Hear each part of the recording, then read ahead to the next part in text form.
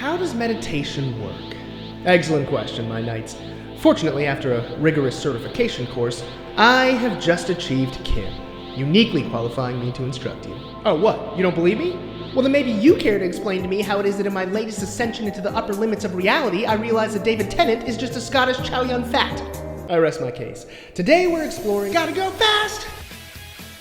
Sorry, that was weird. Today... Let me ask you, does a machine such as yourself experience fear? Yeah, you know what? Maybe it's better if we just do this the old-fashioned way. Today we're exploring how does meditation work and what are the benefits. And I'm telling you right now, I have seen a prophecy from within the Elder Scrolls themselves that by the end of this video, you too will start meditating. It's either that or start methamphetamine. I don't know, it's kind of fuzzy at the end. I'm Yolanda Rance, this is Muscle and Magicka, and you, my friend, just accepted a quest.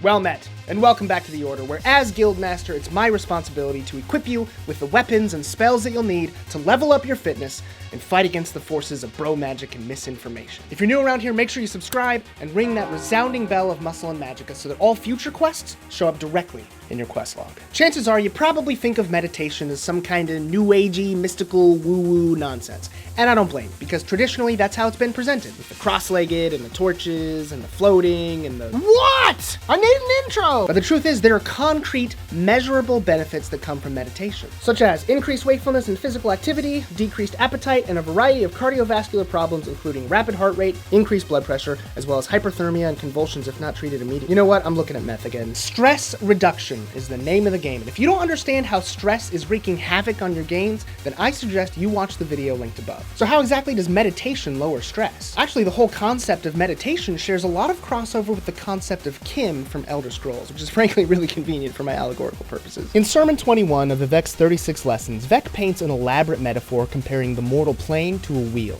which has spokes, spaces in between those spokes, a hub, you know, typical wheel stuff. But the thing about a wheel is that when you look at it from the side, it resembles something that looks more like a tower or the letter I. And Vehk ends the sermon by saying the secret tower within the tower is the shape of the only name of God, I. I know, it sounds like the enigmatic and overly masturbatory prose of a man who loves nothing more than to hear himself talk. Which it is, but what he's actually doing here is describing the nature of their reality. Now there's a whole lot to unpack here, and we don't really have time for all of that in this video, so I'm gonna translate, and you're gonna have to take my word for it when I say that one of the main points of this passage is that the Elder Scrolls universe is a dream, and understanding that is the first step to achieving CHIM. And the reason that this is so important is that this entire endeavor hinges on a proper perception of reality. But Rance, come on, only flat earthers and people who like circus peanuts actually believe that reality is just a dream. And that's correct, I agree with them, because any reality in which anybody would willingly eat a marshmallow shaped like a peanut, colored like an orange, and flavored like a banana, which delivers the exact same taste experience stale as it does fresh, must certainly be either a simulation or a dream. But think about it. Is our reality really that much different from a dream? Do we not spend our days walking around in a sort of foggy haze, worrying about the future and obsessing over the past, being constantly bombarded by thoughts that we have no more control over than a dream or a nightmare? And yes, I'm well aware of the fact that some people can control their dreams, as I happen to be one myself. And I'll thank you to know that any analogy breaks down when carried past the point of its intended meaning. Anyway, these thoughts tell us constantly that we're not good enough, that we look fat in the shirt, that our voice sounds stupid, that everyone hates us, and honestly, it's a miracle you made it this far in life, you stupid-voiced fatty. And what's worse is we tacitly accept this, without even the slightest bit of resistance. And we live out our days, our weeks, our lives as if they're true. And so, this dream defines our reality. Now, in the Elder Scrolls, once an individual realizes the nature of the world around them, as we've just done here, there's an immediate danger of being overwhelmed and consumed by the dream, due to a basic inability to reckon their own individuality within the universe, along with the fact that they are a part of the universe. This is known as zero summing, and if you're mathematically minded, you can think of it as taking the +1 of I am and the -1 of I am not, and getting the mathematically sound answer, which is 0. Except in this case, your reward for solving the equation properly is erasure from existence. But that's kind of the state we already live our lives in, isn't it? Not present, being swept away and consumed by the thoughts that dictate our reality.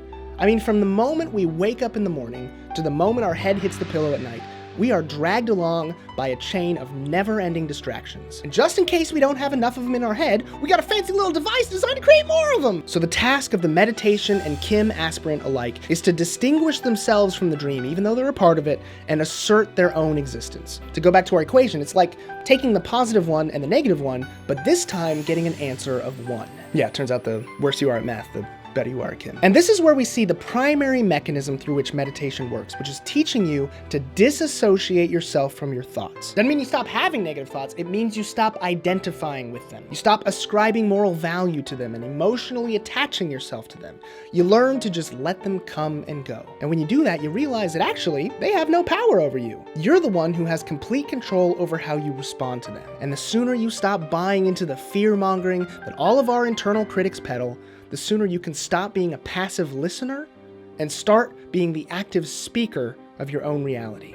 So what does this look like? Well, it looks like you getting up in the morning like you do, except now you dedicate a few moments to mental clarity and focus each morning, and then you begin actually taking the steps one by one to achieve whatever that thing is that you've been trying to achieve in your life, but you haven't been able to because you kept getting distracted. But now, every time those distractions pop up, like Netflix and Instagram and YouTube, you ignore them. Except for my videos, you should always watch my videos, because you've become an expert at voluntarily bringing back a wandering attention. It looks like you, in the kitchen at midnight for the 5th time this week with a jar of peanut butter, realizing that you don't have to eat the peanut butter, you're just getting carried away by a stream of false information about yourself and reacting the same way everyone reacts to pain, by numbing it with peanut butter. Except now, you're noticing the thoughts, and instead of just going into autopilot, you're able to stop and choose how you respond to them in an unemotional, unattached manner. It looks like Talos, who readjusted the climate of an entire province because he was present, he was mindful,